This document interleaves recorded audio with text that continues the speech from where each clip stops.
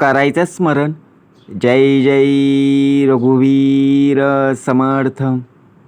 श्री समर्थ कृपेने एक सुंदर असा बोध, एक सुंदर असं श्रवण आपल्याला प्राप्त झालेलं आहे. या श्रवणाच्या माध्यमातून उत्तमाचं सामर्थ्यसुद्धा श्री समर्थांनी प्राप्त करून दिलेलं आहे. बघा प्रत्यक्षपणे भाग कसा दिलेला आहे, नक्कीच श्रवण करूया. समर्थ म्हणाले, आयुष्याची पद्धत आहे ना, ही थोडी वेगळीच आहे. आपला दिवस रोजचा आनंदी जातो का? प्रत्यक्षात जर पाहायला गेलो ना, प्रत्येक दिवस आपल्याला आनंदी जायला हवेत असं सुद्धा वाटतं. परंतु काय करणार, आपल्यासोबत बोलायला कोणी नसतं. आणि यापेक्षा आपण बोललेलं समोरच्यापर्यंत न पोहोचणं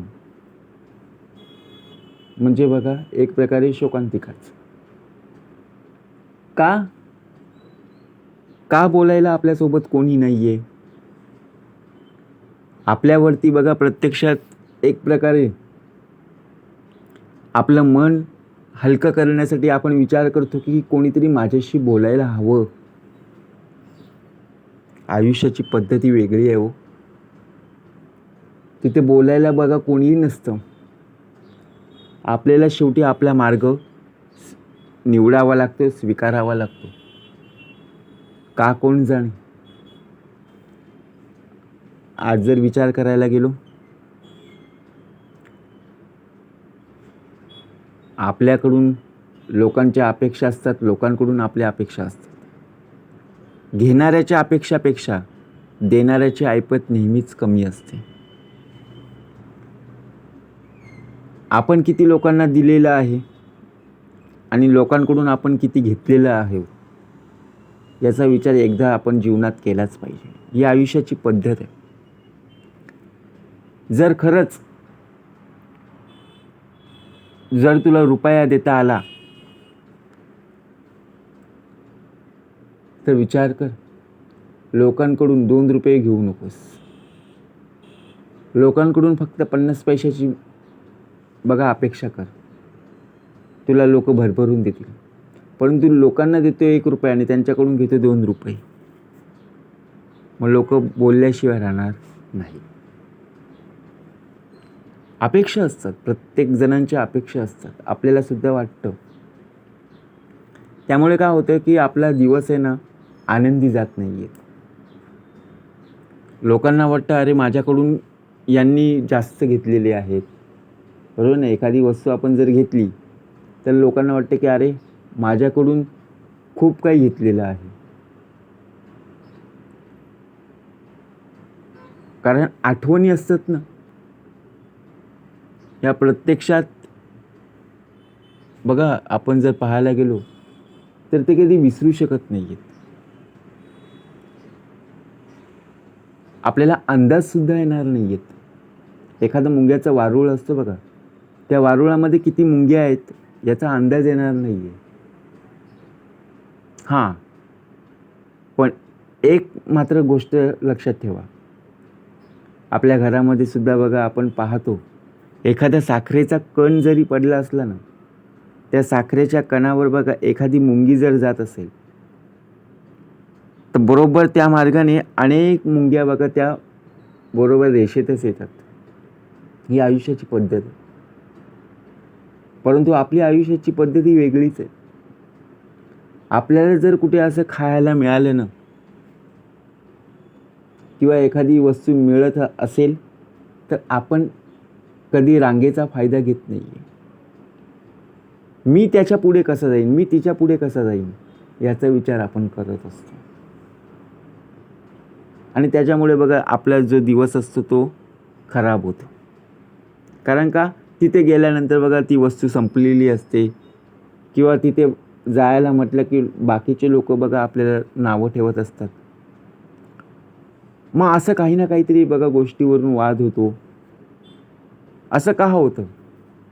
हो, आयुष्याचं गणित हे वेगळंच आहे, वेगळी पद्धत आहे. हे आपल्याला समजायला हवं. आपल्या आयुष्यात खर्च झाल्याचं दुःख नसतं.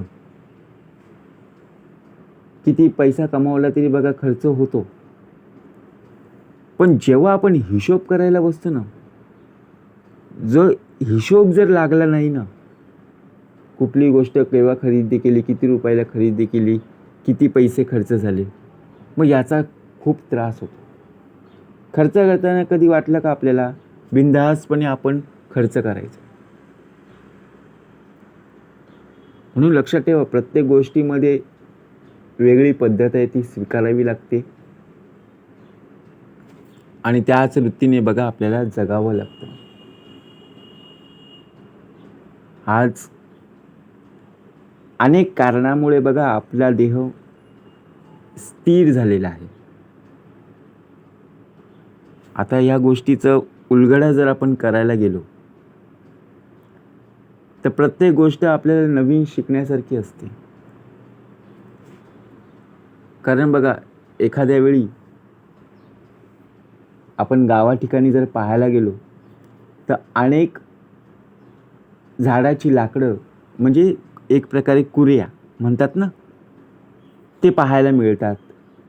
कारण का, गावाकडे सर्वात जास्त चूल पेटवली जाते आणि तिथे जर आपण पाहायला गेलो तर चूल पेटवायची म्हटली तर बघा लाकडं गोळा करावी लागतात आणि बघा एक माचीस लागते, बरोबर ना, एक माचीसची काडी. त्यातून पूर्णतः बघा आपलं, समजा एखादं जेवण बनवायचं असेल, चहा बनवायचा असेल तर नक्कीच आपण ती करू शकतो. हे आपण बघा प्रत्यक्षात जर याचा विचार केला, का भाग द्यावा लागला? अनेक पद्धती आहेत, परंतु तिथे आपलं डोकं चालत नाही. विचार पूर्णतः मंदावलेला पाहायला मिळतो.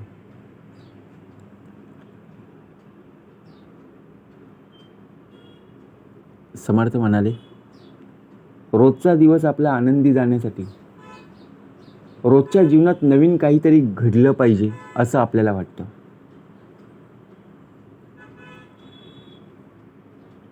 प्रत्येक वेळेला नवीन काही ना काही घडेल हे माहीत नाही, पण आपल्या आयुष्यात दररोज जे काही चाललेलं आहे त्यामध्ये आनंद घेता आला पाहिजे.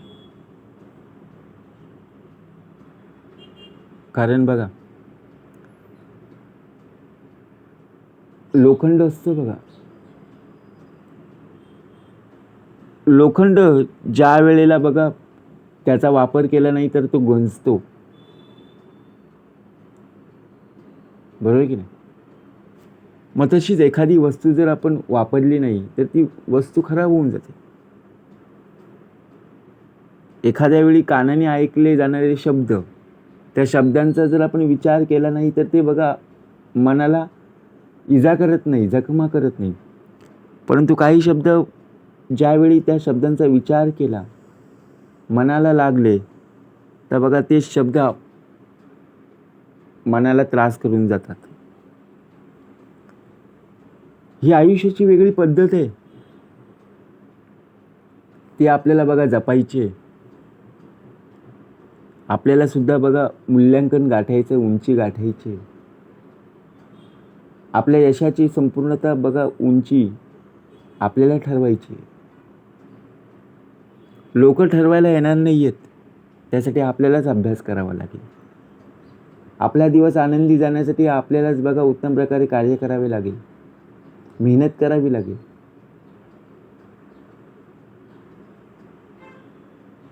समर्थ म्हणाले, प्रत्येक पाऊल योग्य नसतं. काही वेळेला बघा त्या पावलांना धोका पत्करावा लागतो, तर काही पावलं बघा उत्तम प्रकारे चांगली पडतात.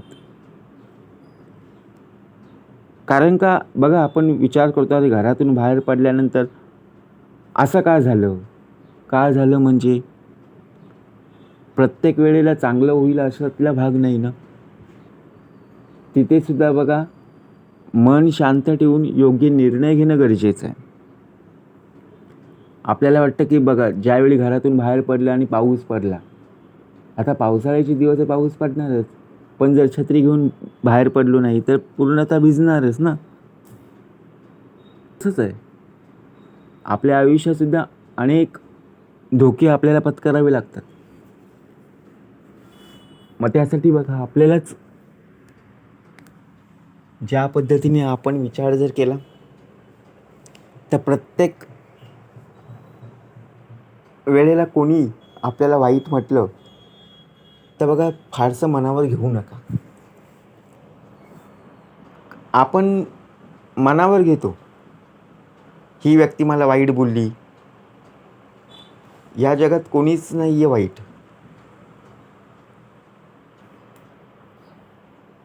प्रत्येकजण प्रत्येकाच्या कर्मानुसार वागत असतो. आपण एखाद्याला वाईट बोलून बघा प्रत्यक्षपणे चूक करतो आणि ती व्यक्ती बघा बोलायची बंद होते. आपल्याला आयुष्याचं गणितच अजून कळलेलं नाही आहे. समर्थ म्हणाले एखाद्या वेळी बघा पुस्तकातलं गणित जर जमलं नाही तरी चालेल, पण आयुष्याचं गणित तर जमलं पाहिजे ना. कारण आयुष्यात येणाऱ्या काही समस्या असतात, त्यांची कारणं असतात. त्यांना काय हवंय काय नकोय हे सुद्धा पाहिलं पाहिजे. परंतु आपण त्याचा विचार सुद्धा करत नाहीये. प्रत्यक्षात शांत स्वभावाचा माणूस हा आपल्याला पाहायला मिळतोच, परंतु तो सहजतेने बघा ज्यावेळी बोलत असतो त्याच्या मुखातून बघा हळुवारपणे शब्द येत असतात. आपल्याला वाटते खूप शांत स्वभावाचे आहे, परंतु ज्यावेळी त्या व्यक्तीला राग येतो ना त्यावेळी तेच शब्द त्याच्या मुखातून कशा प्रकारे बाहेर पडतात हे सुद्धा जाणलं पाहिजे. हे सुद्धा बघा आयुष्याची पद्धती कळली पाहिजे.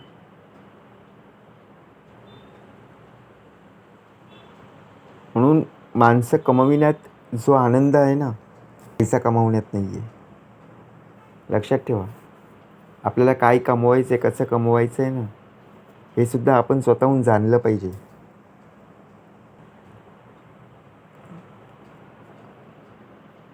आपला रोजचा दिवस आनंदी जाण्यासाठी सुद्धा आपल्याला बघा एक वेळापत्रक जसं असतं तसं नियोजन आपल्या दैनंदिन जीवनात असणं फार गरजेचं आहे. म्हणून समर्थ म्हणाले या जगात आपण वावरत असताना अनेक लोक आपल्यासमोर येत असतात, अनेक लोक आपल्यासमोरून जात असतात, परंतु प्रत्येक व्यक्तीचा स्वभाव हा आपल्यासारखा नसतो किंवा आपला स्वभाव त्यांच्यासारखा नसतो. पैसा कमावला तर त्याला ठेवायला जागा नसते आणि पैसा कमवायचा म्हटला तर आपल्याला जागा अपुरी पडते. मग जीवन जगायचं कसं? कारण कमावलेल्या पैशामध्ये खर्च करण्याची मजा ही वेगळीच असते आणि दुसऱ्यांकडून घेतलेल्या पैशामध्ये खर्च करण्याची पद्धती वेगळी असते. म्हणून समर्थ म्हणाले नेहमी प्रगतीच्या मार्गावर जाण्याचा विचार करा, परंतु कुठल्याही प्रकारची मनामध्ये लालसा येता कामा नये. धाडसाने उभं राहा, पण ज्या वेळेला तू कार्य करशील त्यावेळी त्या कार्यामध्ये आनंद कसा प्राप्त होईल या हेतूने बघा उत्तम प्रकारे कार्याला सुरुवात कर. जय जय रघुवीर समर्थ.